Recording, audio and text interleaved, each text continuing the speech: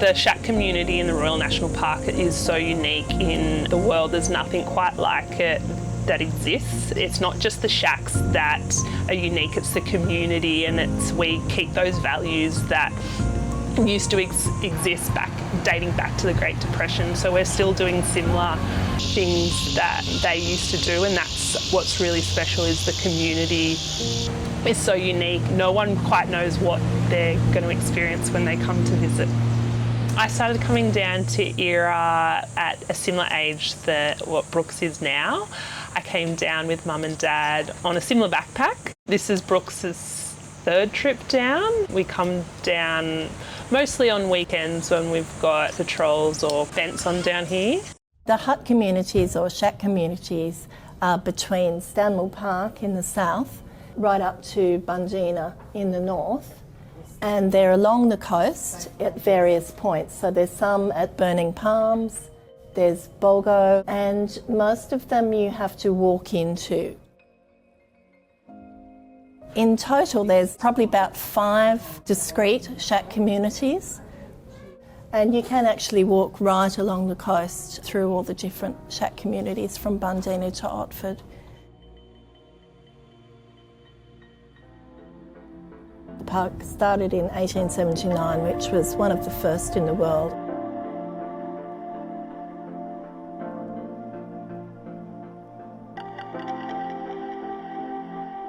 This wonderful shack life book was the result of interviews with people who live in the shacks. And then, of course, we have the official documentation about the heritage listing of the shacks. As well as books, we have a lot of wonderful photographs of community life down there, of children and the wonderful free holidays and life that they had. People can order high quality copies of the images, and also the oral histories can be downloaded. Growing up with all my girlfriends and guy friends down here has been fantastic. We're still close to this day, and I hope our kids grow up together.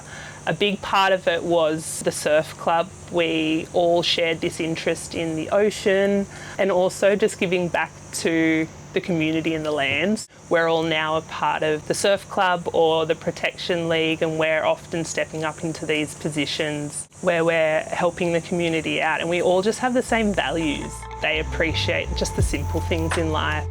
The shacks were all built by hand. They brought materials in either by boat or carried them down. So people would live in tents and they would carry down corrugated iron and tools, of course, to put them together.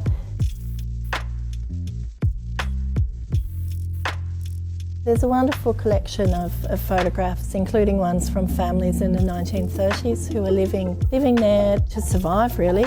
They didn't have any housing in Sydney, so they came to the National Park as a place to look after their families. They lived on fish and vegetables that they grew, and the children went up to school up at Otford. They would have to climb up the steep pathways each day. So unique down here in the fact that we're not in a suburban area. There's not emergency services at the flick of your fingers. So having the surf club down here and having patrolling members on public holidays and weekends is fantastic, because the amount of public that we get down here that do come and have a swim, as soon as they see those red and yellow flags, they know that they're safe and that they can go in the water and not have that anxiety of the possibility of, getting taken out to sea in a rib.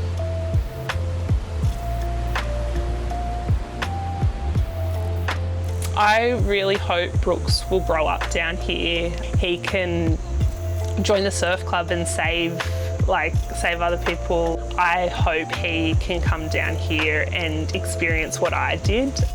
I would love my little fella Brooks to do nippers down here. My wife Rachel, her father and mother actually started the nippers group down here, which I think was probably about 30 years ago. So that's rich in history for us. The community is part of the surf club and the surf club is part of the community. They go hand in hand, and it is volunteer. So if there were no shacks down here, there would not be a surf club. It's just plain and simple.